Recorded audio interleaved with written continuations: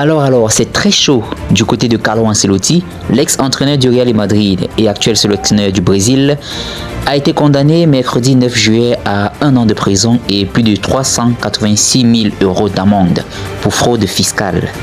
La justice espagnole l'a reconnu coupable d'avoir dissimulé au fisc une partie de ses revenus liés à ses droits à l'image en 2014, alors qu'il résidait fiscalement en Espagne.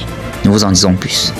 Le coach italien, qui s'est défendu début avril devant le tribunal d'avoir voulu frauder, échapper à l'incarcération, la peine prononcée étant inférieure à 2 ans et M. Ancelotti n'ayant pas d'antécédent judiciaire.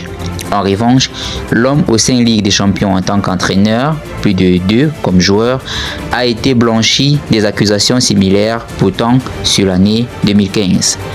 Il Mister, son surnom, avait expliqué que les modalités de versement de ses revenus lui avaient été proposées par le club merengue.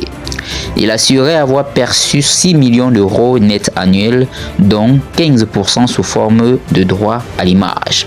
Un montage qui, selon lui, relevait d'une pratique courante dans le football professionnel. Tous les joueurs en bénéficiaient, Mourinho en bénéficiait, avait-il déclaré, en référence à l'un de ses prédécesseurs sur le banc du Real de Madrid, José Mourinho, lui aussi condamné pour fraude fiscale en Espagne en 2019.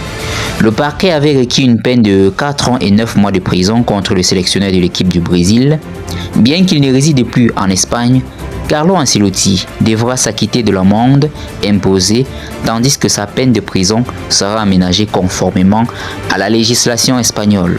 Cette condamnation rappelle les nombreux précédents impliquant les figures du football passées par la Liga, dont les superstars Cristiano Ronaldo et Lionel Messi.